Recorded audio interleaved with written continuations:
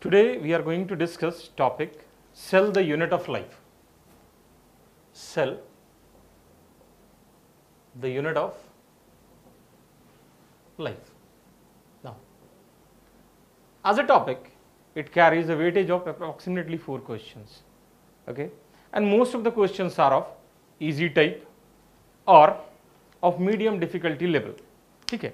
So the first and foremost thing is in this chapter how you will define a cell. In earlier classes you have studied cell is basic structural and functional unit of life. But nowadays most accepted definition of cell is a structure which has independent existence and capable of performing all its function. Now, various people were involved in study of cell and that comes under historical account.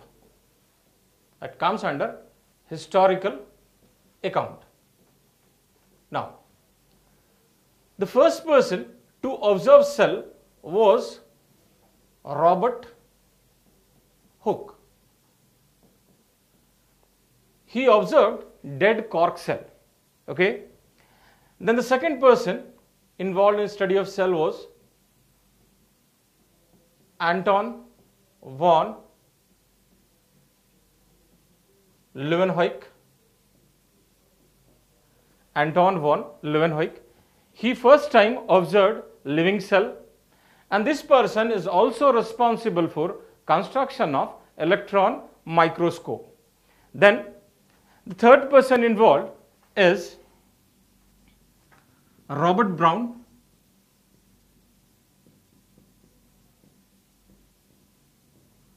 He observed nucleus for the first time. Okay. Then fourth, Schleiden, a German botanist. He studied large number of plants, and on the basis of his study he concluded that plant is made up of different types of cell. Then fifth,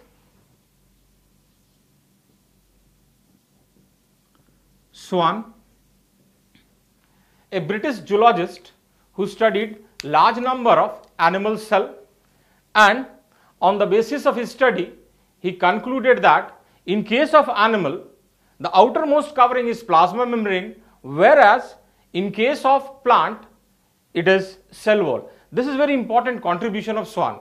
Basically he was zoologist, but he concluded on the basis of his study that cell wall is present in case of plants. And one other important contribution of Swan is he proposed a hypothesis. That hypothesis is every living organism is made up of cell or product of cell. So basically cell or product of cell together makes an organism.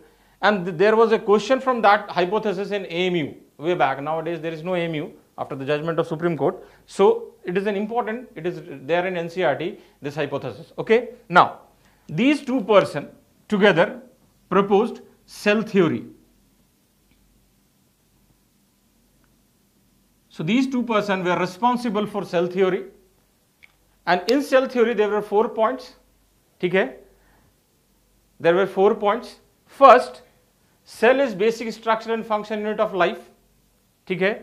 Every living organism is made up of cell or product of cell. And finally, this cell theory was modified due to contribution of a person, that is Rudolf Virchow. Okay, this person, not going out of it, Rudolf Virchow, okay, proposed a concept that is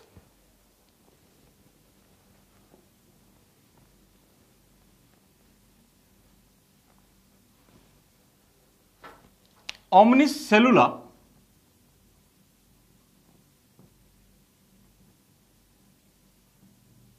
e cellula. That is, all living cell arise from pre-existing cell. So this concept was later on incorporated in cell theory, that is, all new cell arise from pre-existing cell. Then seventh scientist involved was J. Hammerling.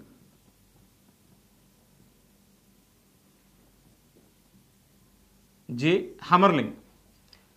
He proposed on the basis of his study that the functioning of cell is controlled by nucleus. Okay.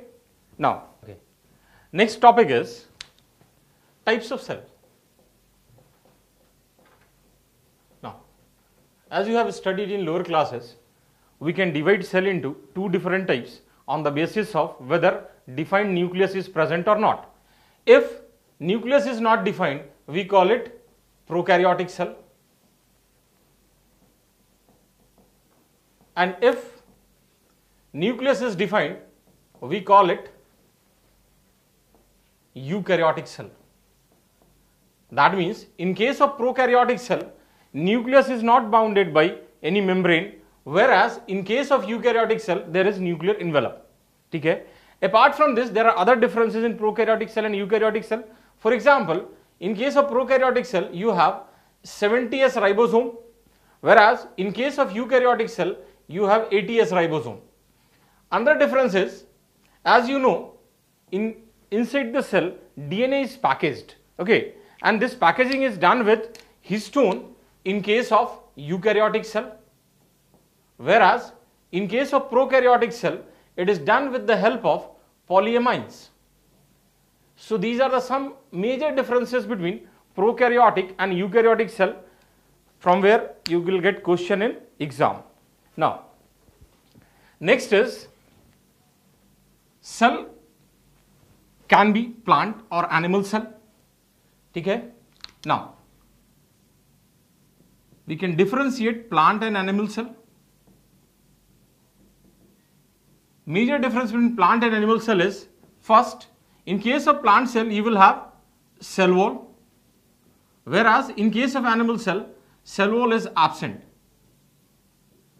Second, in case of plant cell, you will have plastid, whereas in case of animal cell, plastid is absent. Next, in case of plant cell, centriole is absent, whereas in case of animal cell, centriole is present. Next, in case of plant cell, large central vacuole is present,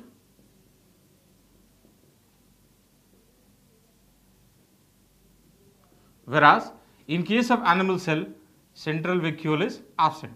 These are some major differences between plant and animal cell, which you have studied in lower classes as well as in class 11. Now I will enter into the structure of cell, and as I am teacher of botany, I will start from cell wall.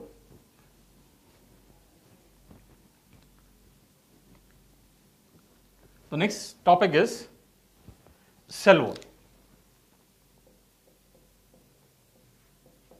Now, what is cell wall? Cell wall is outer rigid structure. Cell wall is present in case of algae, in case of fungi, in case of bacteria, and in case of plant. And the chemical constant of cell wall is different in different group. For example, if you have appeared in NEET 1, must have seen the question that in case of fungi, the cell wall is made up of what? So in case of fungi, cell wall is made up of chitin. So cell wall is present in case of algae, in case of fungi, in case of bacteria, and in case of plants. Now, in case of algae, in plant kingdom, you have studied cell wall is of different kinds in different group. For example, in case of chlorophyceae, that is green algae, cell wall is made up of cellulose plus pectin. Whereas in case of brown algae, cell wall is made up of cellulose along with phycocolloid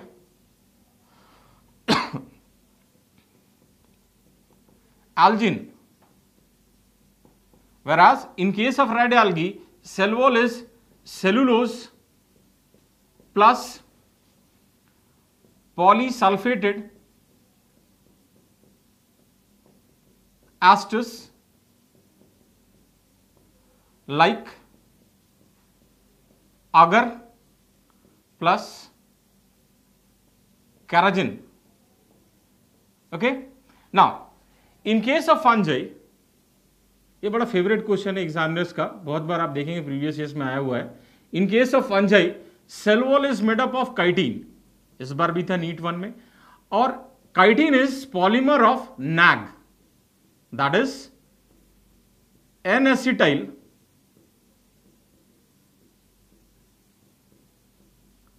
glucosamine. Okay, now in case of bacteria, as you have studied in chapter biological classification, cell wall is made up of peptidoglycan. Okay, cell wall is made up of peptidoglycan. This word peptidoglycan consists of two parts, that is peptido and glycan. Peptido part represents amino acid and glycan part represents sugar. That means it is made up of amino acid and sugar. Okay, now next is finally plant. In case of plant, cell wall is cellulosic in nature, and apart from cellulose, it also contains pectin, which is present in middle lamella. Okay, now I am going to discuss the structure of plant cell wall in detail. Okay, you can note down these things.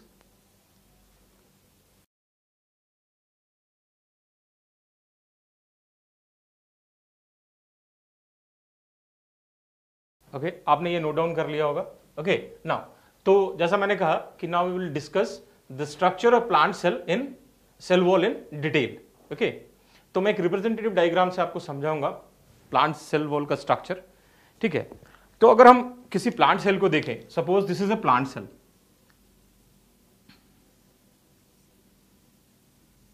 Okay, तो आपको अभी just थोड़ी देर पहले बताया था कि plant cell के case में सेंटर में एक लार्ज वैक्यूल प्रेजेंट होता है. तो this is large vacuole present in plant cell. Okay, now और आउटर वैक्यूल को जो कवर कर रहा है वो क्या है, हमारा प्लाज्मा मेम्ब्रेन. नाउ अब इस प्लाज्मा मेम्ब्रेन के बाहर हमारा सेल वॉल होगा. ठीक है, तो प्लांट में जनरली जो होता है सेल वॉल दो होता है, that is primary cell wall and secondary cell wall. ठीक है, नाउ तो प्लाज्मा मेम्ब्रेन को जो कवर कर रहा है that structure is primary cell wall. So this is primary cell wall which is present outside the plasma membrane. This is our primary cell wall. Now अगर किसी प्लांट सेल की अगर हम बात करें तो प्लांट सेल में ग्रोथ होता है और ग्रोथ के लिए cell expansion is required. Now और हमें पता है कि this wall is a rigid structure. Now this primary cell wall is not very rigid, it is thin and elastic. So the growth of plant cell is mainly due to growth in primary cell wall. ठीक है, तो ये question भी पहले आया हुआ है, आप देखेंगे कि ग्रोथ के लिए कौन सा सेल वॉल रिस्पॉन्सिबल है, and that cell wall is primary cell wall which is thin and elastic and it is cellulosic in nature. ठीक है, नाउ अब जैसे सेल मेच्योर होता है, ठीक है, सेल जैसे मेच्योर होगा उसके बाद क्या होगा, there is development of secondary cell wall. ठीक है, Now, development of secondary cell wall, it is a very important thing. कि प्राइमरी सेल वॉल बाहर है तो सेकेंडरी सेल वॉल उसके बाहर होना चाहिए, नहीं. Development of secondary cell wall takes place inner to primary cell wall. तो जब आप स्ट्रक्चर देखेंगे तो development of secondary cell wall is inner to primary cell wall. Now अब ये क्वेश्चन आएगा कि क्यों there is need of development of secondary cell wall. अगर हमारे पास प्राइमरी सेल वॉल है तो what is the need of secondary cell wall. आपको पता है कि अगर कोई प्लांट सेल प्रोड्यूस होता है, after growth of that particular plant cell, a particular function is assign to that cell.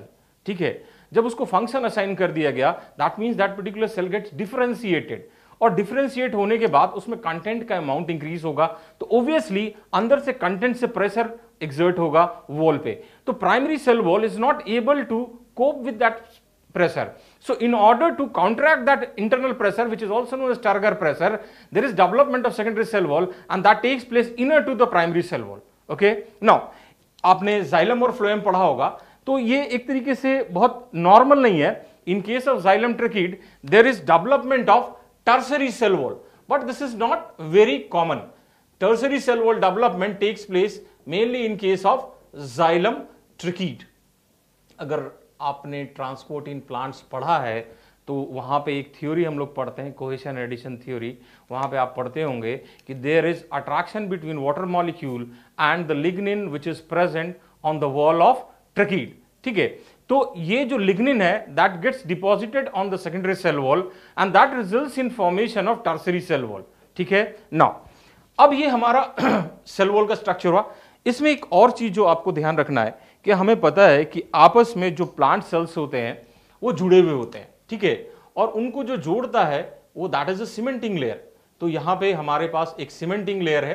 ठीक है, which connects to adjacent plant cell which is known as middle lamella. ठीक है, this middle lamella is made up of calcium pectate. ठीक है, this middle lamella is made up of calcium pectate. ठीक है, and it acts as a cementing layer between adjacent plant cells.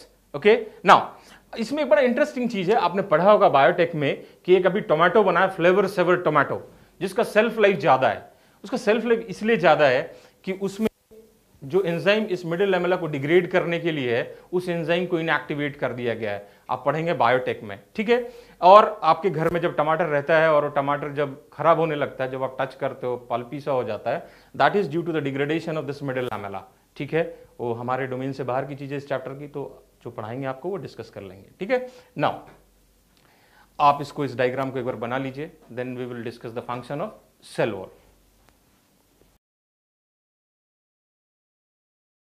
आपने ये diagram बना लिया होगा. Now we will discuss function of cell wall.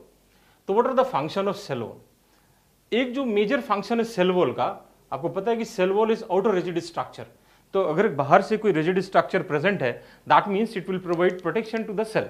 Okay, second thing, as it is a rigid structure, it will provide a definite shape to the cell.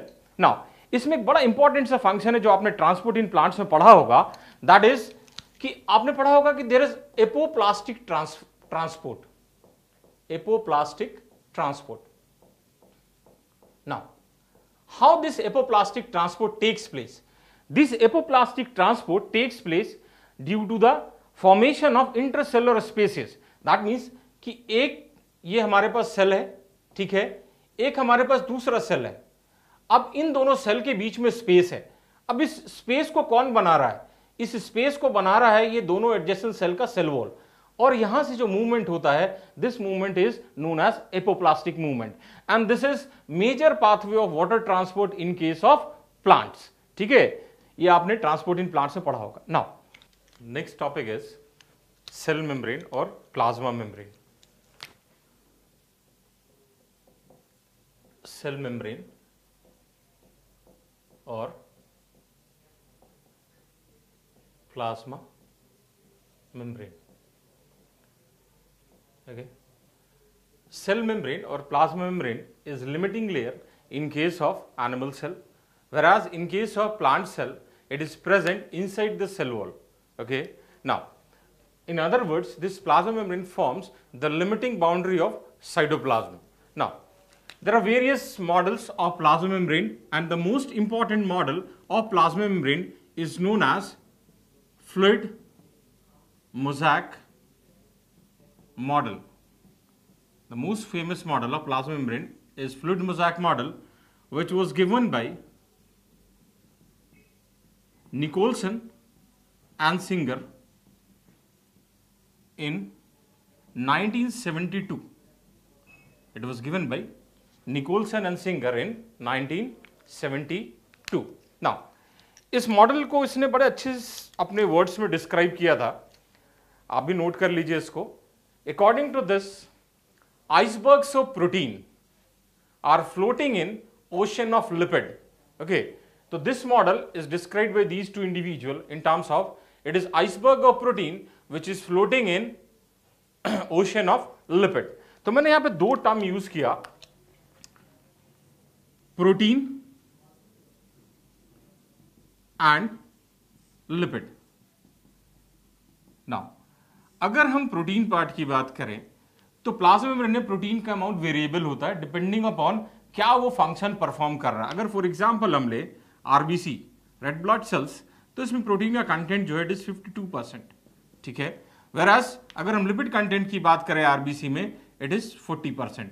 So this content is variable and that depends upon the function performed by that particular cell. Now आप इसको लिख लीजिए, फिर आगे बढ़ते हैं।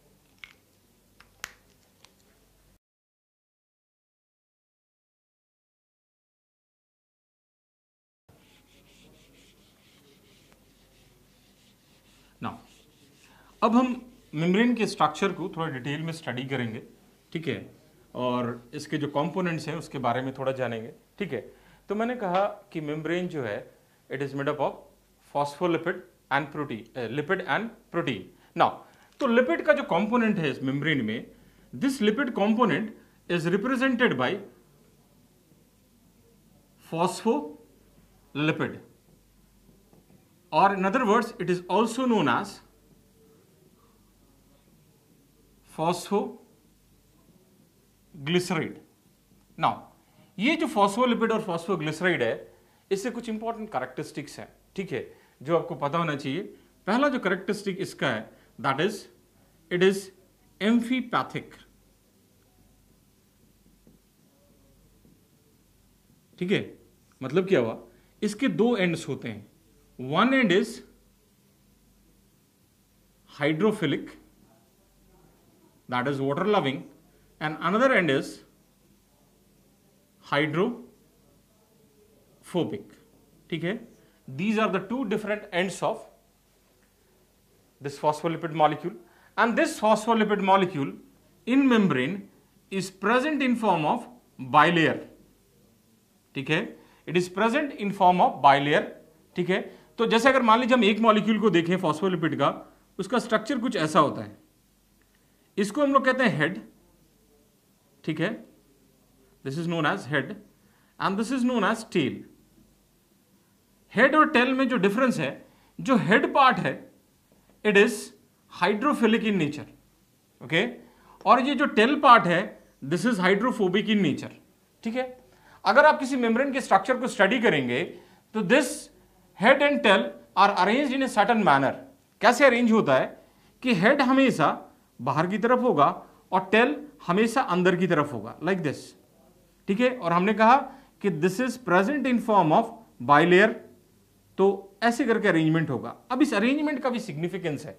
Arrangement का significance क्या है कि हमें पता है सेल के इनर एनवायरनमेंट में वाटर इज देयर। अगर मान लीजिए टेल बाहर की तरफ होता and it is not water loving, it is hydrophobic, तो व्हाट विल हैपन कि ये इसको रिपेल करना स्टार्ट करेगा and ultimately it will affect the integrity of membrane. So this arrangement protects the hydrophobic tail of this membrane from the aqueous environment of cell. मतलब water जो present है cell में उससे इसको ये प्रोटेक्ट करता है, ठीक है। सो this is the structure of phospholipid part. Now second जो हमारा कंपोनेंट है दैट इज प्रोटीन। अगर हम प्रोटीन कंपोनेंट की बात करें, ठीक है, तो प्रोटीन कंपोनेंट जो है उसको हम दो पार्ट में डिवाइड करते हैं, ठीक है, मेम्ब्रेन के प्रोटीन कंपोनेंट को। और ये जो क्राइटेरिया यूज करते हैं इनको डिवाइड करने के लिए that is on the basis of ease of extraction. मतलब अगर आप किसी मेम्ब्रेन से प्रोटीन को रिमूव करना चाह रहे हैं तो कितने आसानी से उसको आप बाहर निकाल सकते हैं, ठीक है। नाउ अगर वो आसानी से बाहर निकल गया that means that particular protein is present on the surface of membrane and we call it extrinsic protein और surface protein. And the protein which cannot be removed very easily is known as intrinsic protein और integral protein, और ये plasma membrane में embedded होगा, मतलब उसको आप आसानी से रिमूव नहीं कर सकते, ठीक है। अब हम स्ट्रक्चर के थ्रू इसको मेम्ब्रेन स्ट्रक्चर को थोड़ा समझें, ठीक है। जैसे मैंने आपको बताया कि जो फॉस्फोलिपिड पार्ट है it is present in form of bilayer, ठीक है, ये हमारा बाइलेयर है, okay.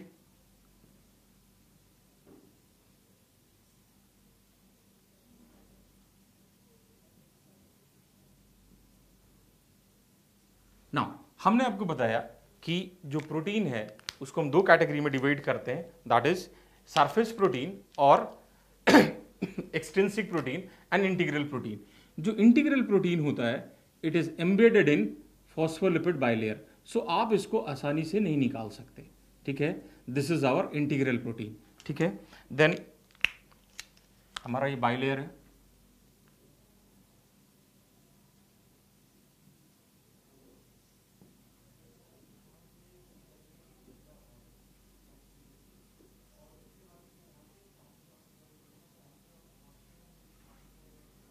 Okay.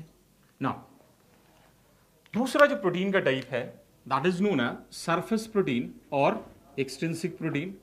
This is surface और extrinsic protein, and this is integral protein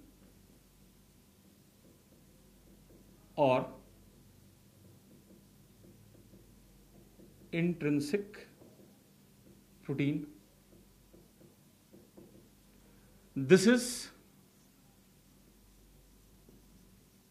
hydrophobic, sorry, this is hydrophilic head, and this is hydrophobic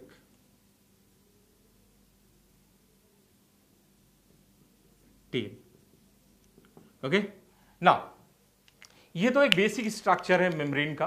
apart from this phospholipid part and protein part, in membrane glycoprotein and glycolipid is also present, that is glycoprotein and glycolipid is also present। now glyco का मतलब क्या होता है, sugar protein, that means sugar plus protein, glyco sugar plus lipid. Now ये surface पे present होगा, suppose this is chain of glycoprotein and this is chain of glycolipid। now इसका जो काम है ग्लाइकोप्रोटीन और ग्लाइकोलिपिड का, the major work of glycoprotein and glycolipid is it acts as surface antigen. मतलब हर तरह के मेम्ब्रेन पे the type of glycoprotein and glycolipid is different. अगर आपको याद होगा तो आपने जेनेटिक्स में ब्लड ग्रुपिंग पढ़ा होगा कि ग्रुप ए बी ओ, तो that is due to the type of glycoprotein present on the surface of RBC, ठीक है। इसमें जो ये मॉडल है this is also fluid mosaic model का ही डायग्राम है। इसमें जो एक बड़ा इंपॉर्टेंट जो एडवांसमेंट था प्रीवियस मॉडल से वो ये था कि ये जो पूरा मेम्ब्रेन का structure it is not solid and neither liquid, it is semi solid, ठीक है। तो सेमी सॉलिड और क्वासी फ्लूइड नेचर होने के कारण क्या होता था कि ये जो लिपिड है, खास करके जो इंटीग्रल प्रोटीन है, इस लिपिड के बाइलेयर में मूव कर सकता है, ठीक है, ओवरऑल बाइलेयर के बीच में। And this is known as fluidity of membrane, we call it fluidity of membrane, ठीक है। And because of the fluidity of membrane this protein molecule can move within the overall bilayer of membrane, and this is responsible for transport across the membrane. One of the major function of membrane is transport, and this is due to this fluidity of this membrane, okay। So now you can note down this and draw the diagram।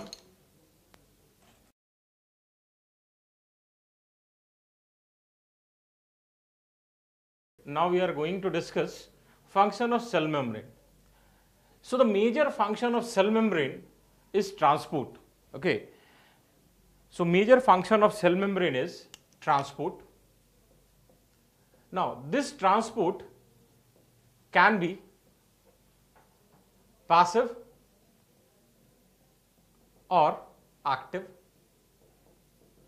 Now passive transport means a transport which takes place along the concentration gradient, that is from the region of higher concentration to the region of lower concentration।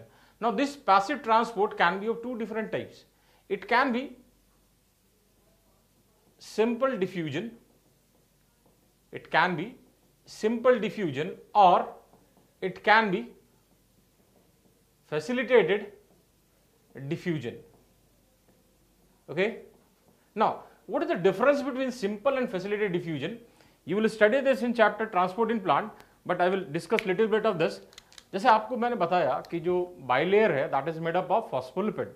Now, अब जिस molecule को phospholipid से प्यार होगा और phospholipid को जिस molecule से प्यार होगा उसको अलाउ कर देगा. That means those substance which are soluble in phospholipid bilayer can easily pass through that membrane along the gradient from the region of higher concentration to lower concentration. But those substances which are not soluble in phospholipid bilayer, they require help of transmembrane protein, which is also known as integral protein or tunnel protein, for their movement across the membrane. That means अगर आपको structure याद होगा, just इससे पहले बनाया था, उसमें मैंने आपको एक ऐसे स्ट्रक्चर दिखाया था कि इंट्रिंसिक प्रोटीन है. वो इंट्रिंसिक प्रोटीन इधर बाहर की साइड भी उसका फेस है और अंदर की साइड भी है.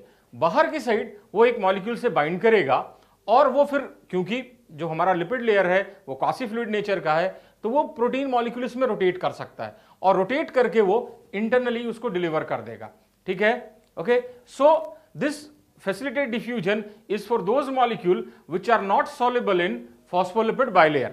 ठीक है, and they require help of transmembrane protein for their movement across the membrane. Now, जब हम एक्टिव ट्रांसपोर्ट की बात करते हैं तो एक्टिव ट्रांसपोर्ट का मतलब होता है, सिंपल सा ऐसा फंडा है कि अगर आप साइकिल चला रहे हो और हिल पे क्लाइंब कर रहे हैं तो आपको पैडल ज्यादा मारना पड़ रहा है. That means you are moving against the gradient. Similarly जब किसी मॉलिक्यूल को आप अगेंस्ट द ग्रेडियंट मूव करा रहे हैं तो आप उसको एनर्जी देंगे. That's why it will move against the gradient. So this type of transport where movement of substance is taking place against the gradient, ठीक है, with the utilization of metabolic energy, that is ATP, is known as active transport. तो ये nutshell में मैंने आपको बता दिया और बाकी डिटेल इसका आप ट्रांसपोर्ट इन प्लांट वाले चैप्टर में पढ़ेंगे. ठीक है. नाउ इसके अलावा हमारे और क्या क्या फंक्शन है अगर हम प्लाज्मा मेम्ब्रेन की बात करें तो पहली बात, अगर मान लीजिए कोई सेल ग्रो कर रहा है, ठीक है, ग्रो कर रहा है तो ऑब्वियसली एक्सपेंशन चाहिए प्लाज्मा मेम्ब्रेन का, तभी तो वो ग्रो करेगा सही में. तो फर्स्ट जो है it is required for sale growth. ठीक है, अगर मान लीजिए किसी कारण से आपके सेल के कुछ टूट फूट हो गया, ब्रेकेज हो गया सेल में, तो वहां से कुछ मटेरियल लीक कर सकता है, वहां पर रिपेयर के लिए चाहिए. वो रिपेयरिंग में भी जो काम आता है वो किसका है? सेल मेम्ब्रेन का. That means second is cell repair. ठीक है, अगर आपने पढ़ा होगा तो जो दो प्लांट सेल होते हैं उनके बीच में एक कनेक्शन होता है जिसको हम लोग कहते हैं प्लाज्मोडेस्माटल connection, which helps in exchange of material between adjacent plant cell. Animal cell में ऐसा कोई कनेक्शन नहीं होता है, but there is transmission of signal from one cell to another. अगर आपने न्यूरॉन का स्ट्रक्चर पढ़ा होगा तो उसमें आपने पढ़ा है. ठीक है, तो ये जो ट्रांसमिशन ऑफ सिग्नल है from one cell to another, that takes place with the help of cell junction. Cell junction, और ये जो सेल जंक्शन का फॉर्मेशन है that is also by plasma membrane. Now अगर मान लीजिए कि किसी भी पार्ट को कुछ डिलीवर करना है कहीं पे, ठीक है, अब उसको डिलीवर करना है तो ऐसे रॉ तो डिलीवर नहीं करेगा, पैकेजिंग इज रिक्वायर्ड. तो पैकेजिंग के लिए आपको क्या चाहिए? पैकेजिंग के लिए मटेरियल चाहिए. That material is plasma membrane. तो it is required for packaging. तो ये कुछ मेजर फंक्शंस हैं जो प्लाज्मा मेम्ब्रेन के हैं. और आपको जब स्ट्रक्चर बताया तो आपको हमने ये बताया था कि जो ग्लाइकोप्रोटीन पार्ट है जो मेम्ब्रेन पे प्रेजेंट होता है that is responsible blood grouping in human. जो A आप पढ़ते हो वो आपने जेनेटिक्स में पढ़ा भी होगा कि ये किसके कारण है? That is a type of glycoprotein present on the surface of RBC membrane. So RBC का जो हमारे ह्यूमन में जो ब्लड ग्रुपिंग है that is determined with the help of glycoprotein which is present on the surface of RBC membrane. ठीक है, तो these are the major function of plasma membrane. ठीक है, नाउ अब हम लोग आते हैं नेक्स्ट टॉपिक पे and that topic is endomembrane system. ठीक है, इससे आप देखिएगा रेगुलर बेसिस पे कुछ ना कुछ क्वेश्चन आता रहता है, किसी ना किसी फॉर्म में पूछ लेते हैं. जैसे इस बार के एग्जाम्पल ले, इस बार जो नीट 1 स्टेज हुआ था उसमें एक क्वेश्चन आया था कि which of the following organelle is not bounded by double membrane. उसमें आपने चॉइस देखा होगा mitochondria, nucleus, then chloroplast and lysosome. तो लाइसोसोम क्या है? It is not bounded by double membrane, it is bounded by single membrane. Lysosome is part of this endomembrane system. तो मेरे कहने का मतलब ये जो चार ऑर्गेनेल इसमें इन्वॉल्व है उनसे आपको इनवेरिएबली एक क्वेश्चन मिलता है किसी ना किसी फॉर्म में. तो हम इसको थोड़ा अच्छे से करेंगे ताकि हमारा जो क्वेश्चन है वो हमसे आसानी से सॉल्व हो जाए. तो next heading is endomembrane system. ठीक है। नाउ एंडोमेम्ब्रेन सिस्टम में हमारे जो ऑर्गेनेली इन्वॉल्व हैं मेजरली 4 हैं। One is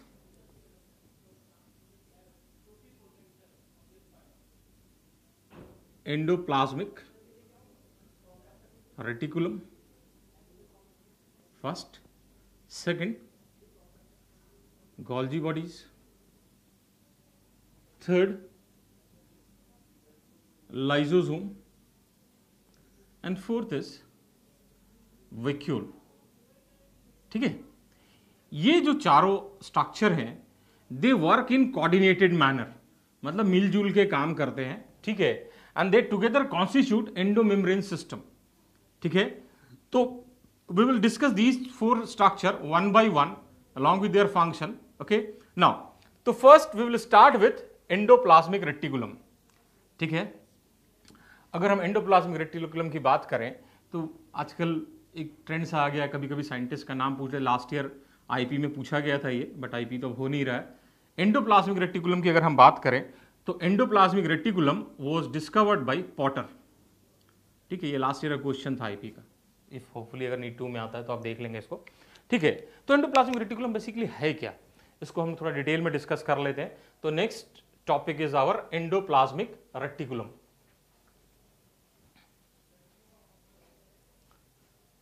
okay, now what is endoplasmic reticulum, और शॉर्ट में हम लोग इसको ईआर से ही काम चला रहे हैं, एंडोप्लाज्मिक रेटिकुलम। ठीक है, नाउ एंडोप्लाज्मिक रेटिकुलम जो है it is network of tubular structure. ठीक है, विच divides cytoplasm into luminal and extra luminal space. मतलब क्या हुआ, सपोज कीजिए ये आपका ब्लैक बोर्ड है। ठीक है, और ये ब्लैक बोर्ड जो है आपका साइटोप्लाज्म है। ठीक है, इसमें आपने क्या किया, ऐसे ऐसे ट्यूबुलर स्ट्रक्चर बना दिए। अब जो कुछ बोर्ड का पार्ट जो है इस सर्कल, इस जो भी स्ट्रक्चर उसके अंदर आ गया, कुछ इसके बाद बाहर है। जो इसके अंदर है वी कॉल इट लुमिनल, और जो इसके बाहर है वी कॉल इट एक्स्ट्रा लुमिनल। ठीक है, तो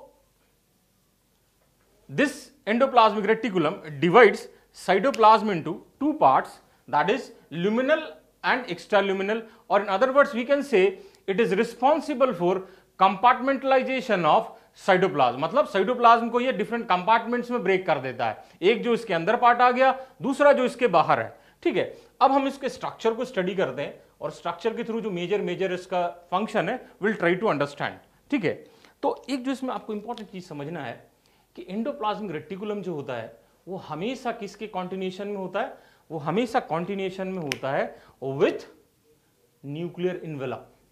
मतलब न्यूक्लियर इन्वेलप और एंडोप्लाज्मिक रेटिकुलम जो है दे आर इन कॉन्टिन्यूएशन। ठीक है,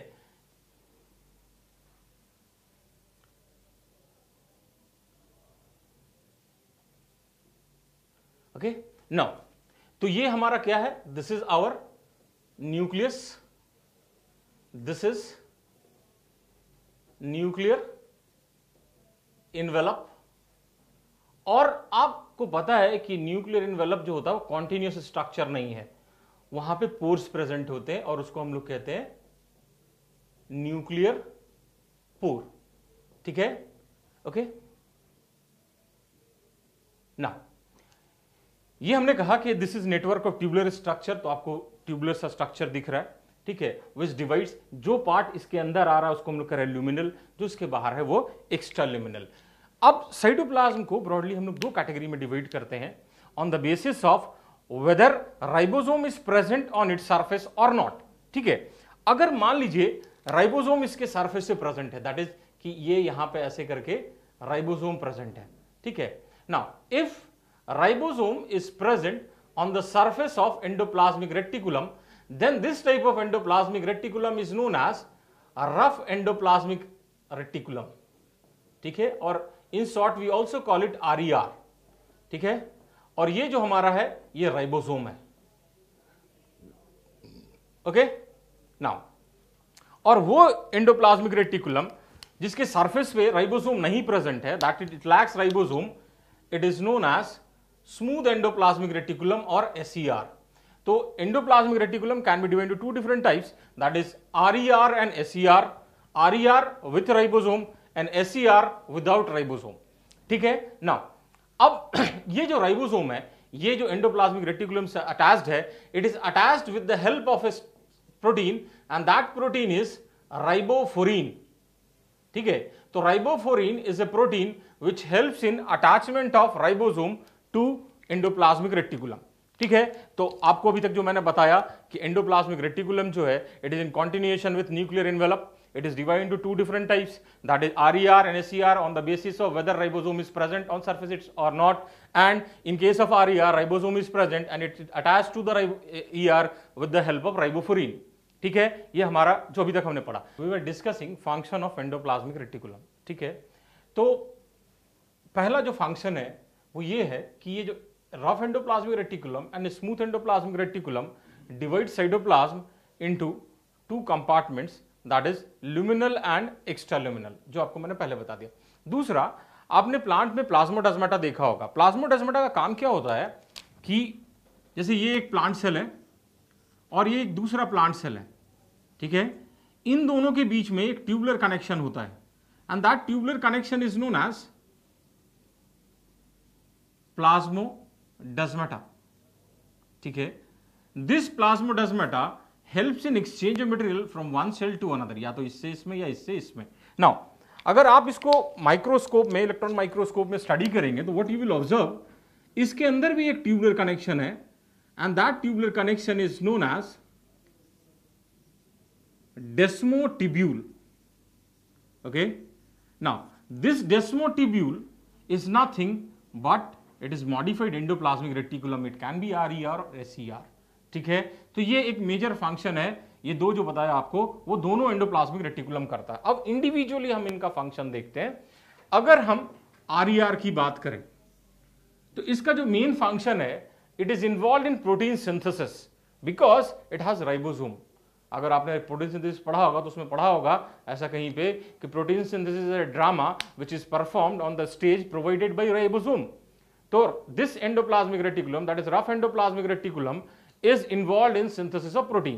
Now, उससे ये तो बहुत कॉमन सा फंक्शन है, लेकिन ये जो स्मूथ एंडोप्लाज्मिक रेटिकुलम है इसके बहुत सारे फंक्शन है और एग्जाम पॉइंट ऑफ व्यू से इंपॉर्टेंट भी है. पहला फंक्शन इसका जो है, it is involve in lipid biosynthesis. It is involve in lipid biosynthesis. Second, it is involve in glycogen synthesis. Then it is involved in synthesis of steroidal hormones. जैसे आप animals में पढ़ते हैं टेस्टोस्टेरोन, प्रोजेस्टेरोन, ये सारे hormone जो हैं उसमें ये SER इन्वॉल्व है उसके प्रोडक्शन में. ठीक है, and last, it is involve in detoxification. अगर गलती से आपके बॉडी के अंदर कोई फॉरेन ऐसे सब्सटेंस आ गए जो आपका बॉडी रिक्वायर नहीं करता है तो उसको रिमूव करने के लिए एक डिटॉक्सिफिकेशन का प्रोसेस होता है and that process involves this SER. So these are the major function of SER and RER and there are certain common function of endoplasmic reticulum. So now we are through with endoplasmic reticulum. Our next topic is Golgi body. Okay, next heading is Golgi body.